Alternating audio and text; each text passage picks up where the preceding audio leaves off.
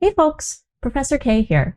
So today I want to show you a little bit about image trace in Illustrator and some of the different ways that you can use image trace. We're going to go over different types of pictures and how those can work with Illustrator and image trace in order to get you the best result. So with that, let's get started. All right, so here we are in Adobe Illustrator. And what I'm going to do is I'm going to create a new document and I'm just going to make it 5 by 5 inches.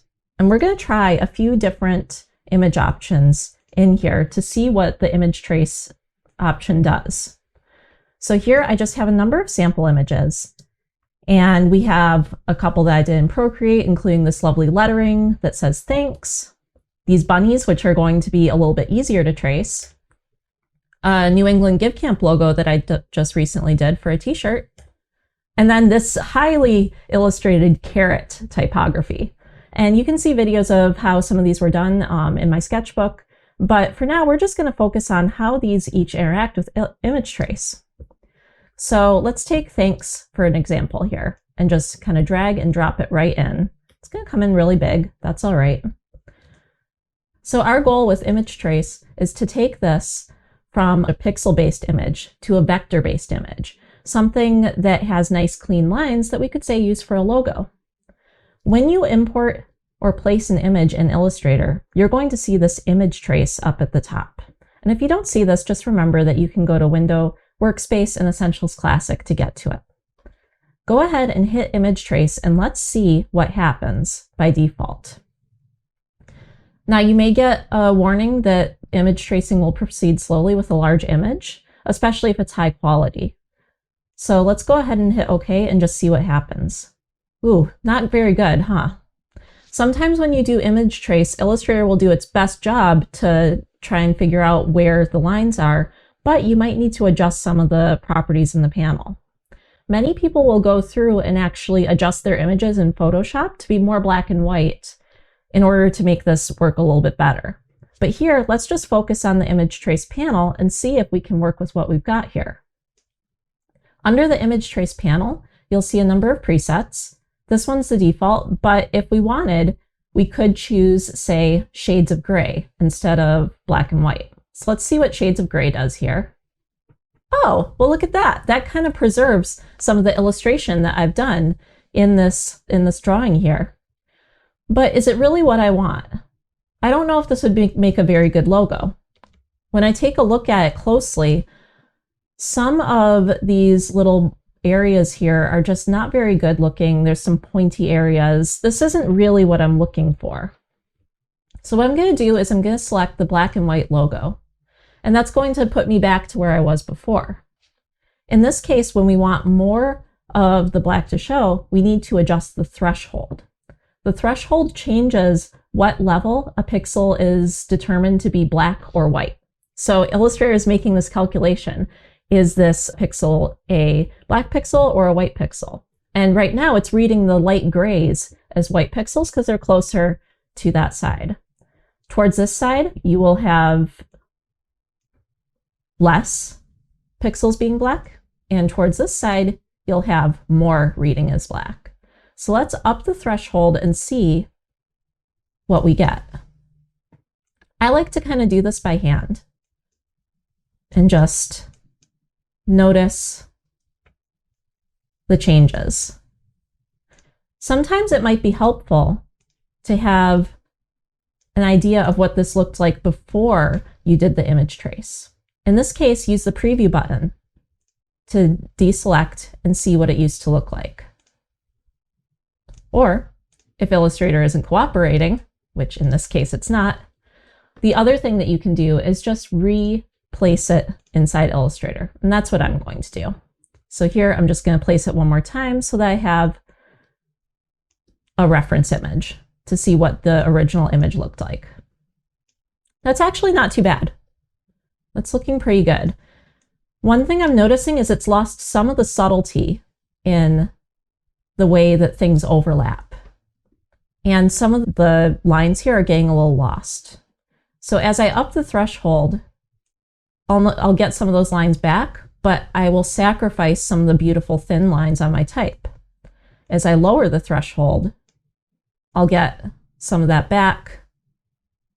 This feels like a good balance to me. And there are definitely still some areas that could be improved, but overall it's not too bad. Let's take a look at the items under Advanced here. Under Paths, you can change how the paths fit around each of these individual pixels. So it starts in the middle, but if you were to go high, that would create more paths and a tighter fit to the original drawing.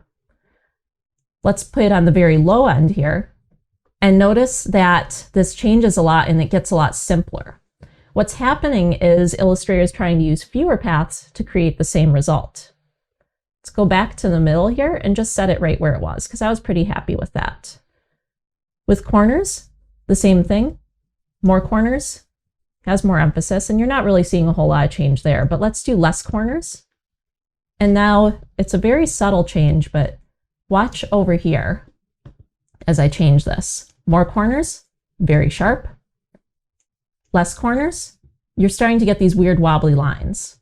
So as you play with these values, be sure to watch the details, because ultimately those are going to make or break how well this image trace works. I noticed that there are some little oddities here too that I'm going to want to fix up later. One other final piece that you want to use here is called Ignore White.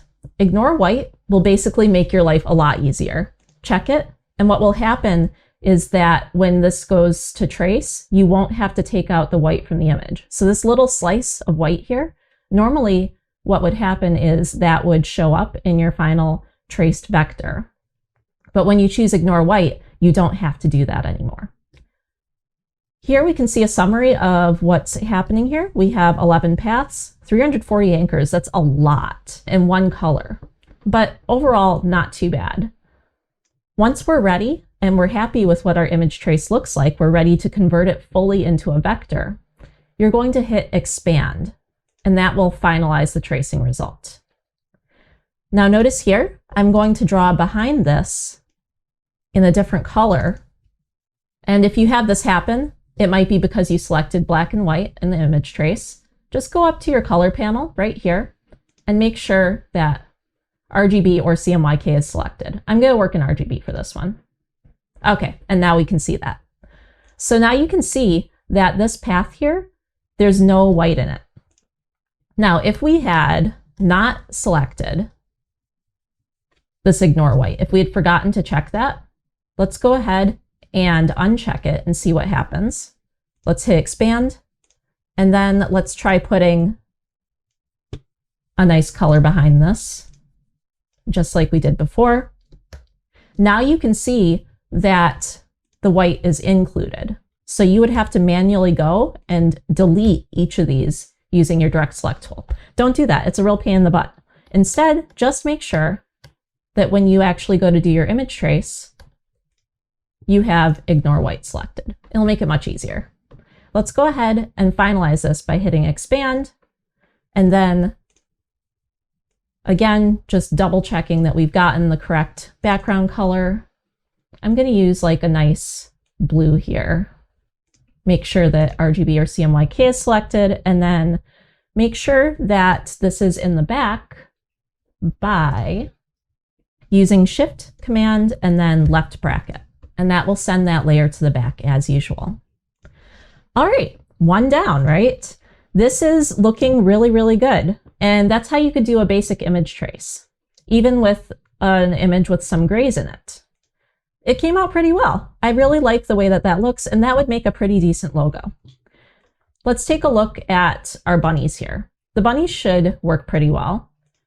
And the reason why the bunnies will work really well is because they're already in black and white. So these should go super quick.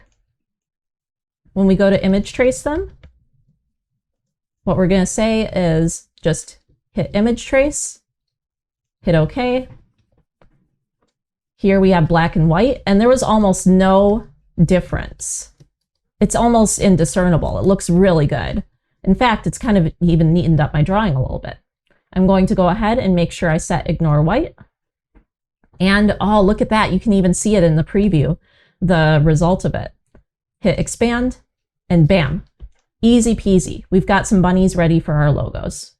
And you can even Let's ungroup these and let's drag to select and regroup one of the bunnies. You can tell it's a vector logo now because you can scale it up that far. Whereas before, if I had gone and I had taken my artwork here and I had let's zoom way, way out here, I had really scaled it up. See how fuzzy it is? That's the difference. And that's what we're trying to go for here. So I just hit Command 0 just to get back to my original artboard. Here we have our bunnies to the side. Those worked great. So we know that black and white and gray drawings work really well with image trace. The last two we have are color-based image tracing options. Here's one for a t-shirt logo I made. And then here's one for a carrot typography illustration. Let's try the carrot first and see what happens with image trace. I'm going to zoom out, resize, making sure to hold my Shift key down. And I'm just going to place this here. Now, one thing that's going to be really difficult with this image, with image trace, is that it is going to, unfortunately, have a lot of work to do in here. There's a lot of texture in here. There's a lot of brush work. It's a beautiful illustration, but it's very painterly. And that might make it really challenging from an image tracing perspective. But let's give it a try and see how Illustrator handles it. We're going to click, making sure the image is selected, and hit Image Trace. We're going to get this warning, and this time it might actually take some time. Let's hit OK. Ooh, that doesn't look good at all. All right, so this is black and white, but maybe we'll have a better result if we try under our presets one of our color options. So let's take a look at what our options are here. We have high fidelity photo, low fidelity photo, a different set of numbers of colors, and then some things that are more like black and white type drawings. So shades of gray, black and white logo, etc. Let's go ahead and try 3 colors just to see what happens. And it's going to take a moment. Huh, okay, so that's not quite what I wanted. We could increase the colors, right, and see what happens. But you can tell that I'm losing a lot of detail in this image. And then when I do give it enough colors to finally start getting some of the typography back, some of the readability back, it's just not working that well. Let's say that we went all the way up to 30 colors. It's like kind of working, but if you zoom in, you're getting these weird little shapes that just don't look very good. This really isn't a good use for image trace. This type of image isn't going to work well as a vector. It's just got too much detail in it to really work that nicely. You might be able to do a vector illustration in this, but part of the beauty of vector illustrations is their simplicity and their clean line work. Here, this really just looks like something that's been traced off of a more painterly option, and it's losing a lot in the process. So although you could use different presets, including high fidelity photo, to get an image trace out of an image like this, it's really not a good best practice. Here with high fidelity photo, you're getting a better result. It's closer. And this is probably passable as long as you keep your image pretty small. But if that's the case, then unfortunately, we're not going to be able to scale it up like we would a normal vector. And that kind of takes away the purpose of this, right? It's also not a very good logo.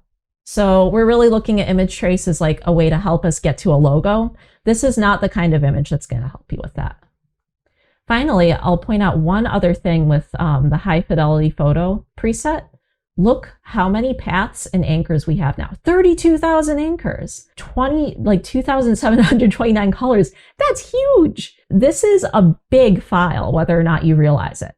So sometimes when we talk about performance, we talk about how long it takes to open a file or display it online. Stuff with lots of points like this is going to have very poor performance. I'll get to how to change the performance and improve it after we get through these, but just to get you a feel of this, this is really not ideal. But let's go ahead and just see how this goes. Notice that we don't even have an ignore white option here. You have to, because of the fidelity of this, use it with the white. So you wouldn't even be able to remove the white from here. Just to really hammer home this paths and anchors idea, let's hit expand. Whew. Oh my gosh. Can you imagine trying to edit this? That's insane. Oh my gosh, look at each of these individual things. So what you're seeing here is all of those individual lines together. Let's go ahead and select this and ungroup it using Shift-Command-G. And now you can see we can individually move these pieces, and you could like kind of get rid of the white, but it would be really difficult. If you really had to try to get something out of this, you could use Select, Same, and then Fill Color. And that would ideally get rid of all of them, but you know what we're realizing? Select, Same, Fill Color. Even that shortcut's not really going to work because we've got all the colors in the world on this trace. So you're going to be doing this all day if you try and use an image trace like this. Basically, this is not a best practice for image trace. It's not really the best way to do it. The only reason why my computer isn't freezing up right now is because this is a really high quality computer. So if you have a really painterly image like this, just don't try to image trace it. You want to stick with clean lines and things that Illustrator can handle relatively well, or you'll be bejorking your laptop real quick. Which brings us to our final example here. Here's an illustration I did for New England GiveCamp. I actually just did this the other night. And what I want to do is I want to turn it to a vector so that when I go to print it at the t-shirt printer, they'll be able to scale it up and down and it will look great no matter what. I did this in Procreate. So as you can see, when I zoom in, the brush textures are really pixelated. And I just want to get rid of that. So we're going to shift down and resize just like before. Now you'll notice that in this case, the white is used like a sticker. So we're not going to use ignore white in this case. Making sure the image is selected by selecting it, we're going to hit image trace at the top. Go ahead and hit OK when you see the warning. And black and white isn't what we want here. Again, we want a color mode. Now, when we take a look at our original image here, we've probably got 1, 2, 3, 4, 5, 6, 7, roughly 7 colors here, maybe 8 in the background. So our goal is to get the lowest number of colors that still represents everything. Under our presets, let's start with 16 colors and see how it goes. Not bad, looking pretty good. And if we take this color palette down to 8, I thought it was 8. Let's see if we see any changes. Okay, so I see a little bit of brightening in the blue. That just went and it made sure that the blues were being used consistently throughout that.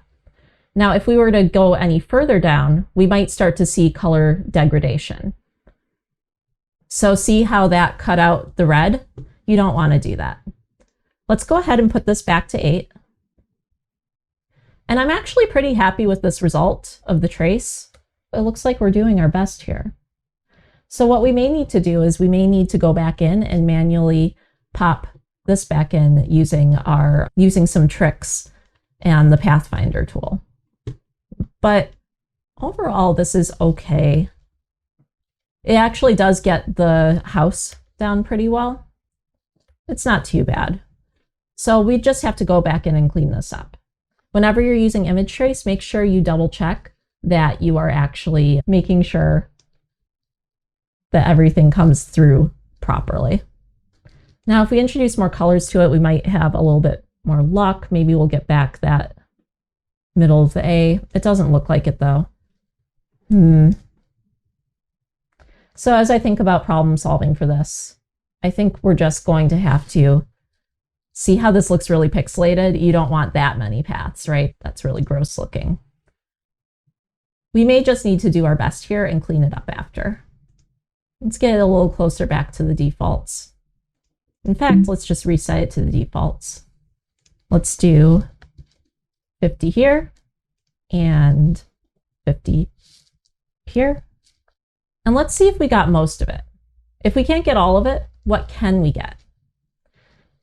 Camp looks pretty okay. Give definitely looks good. That's in good shape. New is in great shape. And so is the house and the stars. Those all look good. So what I'm going to take away from this is that I'm going to need to redo England here, unfortunately. And that sometimes that's just how things go with image trace. We're going to go ahead and expand this. We're not going to hit ignore white because the white here is really important. So let's hit expand. And now you can see that we've got an image traced image. And now we have this kind of like black in the background, but we don't necessarily want that. So we could do select, same, fill color. Oh, that's not gonna work either because we don't want this. Darn, you know what? It would have been really smart if I had done a different background color for that. But you know what? That's okay. It's not too hard to get rid of something like that. So here, just delete, delete, delete, delete, delete, delete, delete, delete. I've only got 11 of these, so it's not too bad. Delete, delete, delete, delete. And all you have to have is one point selected there for that to work. All right, so knowing that I have to go back in and fix England, that's not too bad. Finally, as we get to the end of this and we get to the end of our image tracing tutorial, one thing that you might have noticed is that image trace creates a lot of these little paths. If you know the pen tool, you might also know that not all of these paths are necessarily required. For example, this one here is kind of not really doing anything. It doesn't, like, the anchors aren't changing direction at all. It's really just extra paths with no particularly good reason. And every extra point is a performance hit on your logo. So in order to simplify this and to make your editing work easier, the last trick I'm going to show you is how to simplify these paths in a really quick way. Here's all you have to do. You go to Object, with this selected, go to Path, and then Simplify. And you can see that immediately, in fact, let's do before to the left and after to the right. So one more time, Object, Path, Simplify. And look at the comparison between these two. Not much has changed, but if you look at the total number of paths, Object, Path, Simplify, it's gotten simpler, right?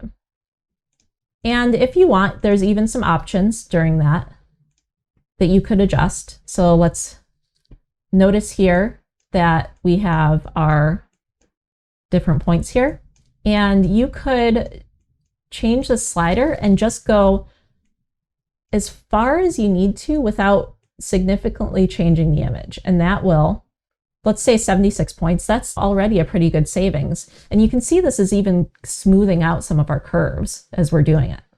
But overall, this is going to really help make it easier for when you're going back and editing things. So let's go back to our thanks here and let's try the same thing. Object, Path, Simplify. Now you can see that one thing I immediately noticed was this path kind of got a little lost in the scuffle. So I'm going to try making this sharper because it's got like a lot of sharp corners. Here's smooth, right? So smooth, and then at the far end, sharp. And there's a lot of lines in here, so I want it to be up at the top of that sharp threshold. If we play with the simplify curves, minimums and maximums, you can see the minimums create more curves. The maximums create more lines. So let's take this down a little bit. And let's also see, can we reduce this at all? It might even just be a single point size. I'm not seeing too much opportunity to reduce this much further. I think that's about as far as I can go without it being really affected from a point standpoint. However, you can see that the original was 340 points and now it's 316. So it's a lot better. Every point is a point that you don't have to go and edit again. Perfect. Let's see what convert to straight lines looks like. Oop, nope, that was definitely not a good idea. So we'll just leave this at here and go ahead and hit OK. And now you can see that that's been simplified. That's the way it looked like before. That's the way it looks like after. Let's look one final time at New England GiveCamp. Going to Object, Path, and Simplify. we lose a lot here in the simplification of this. So let's go ahead and try upping the sharp again. And then as we go down, I'm just noticing that it really doesn't look good there. As I bounce around in the simplify curves though, that's going a little bit better. So I can actually do a lot of that without really changing the look of this from what I can see. Let's unclick preview, re-click. Okay, so there's some weirdness happening with the letters. Let's see if we can go back here, preview, unpreview. Let's bring it back up a little bit. This is still actually looking pretty good. I don't mind the curve of that V too much. And what it's done is it's gone from 1800 to 1600. So that's actually a pretty good improvement. So if you're finding that it's just like really hard to edit and work with your stuff here, do this object path and simplify, and it will just really help things out. Even the default settings will often be good enough, especially with really simple line work. All right, so I hope that helps you understand image trace better. I realize that was a lot of information, but this will really help you if you have a sketch of a logo to quickly get it up and out and into a vector format. Next, we'll be taking a look at the pen tool and some other approaches that you can take to getting your sketches into Illustrator. I'll see you later.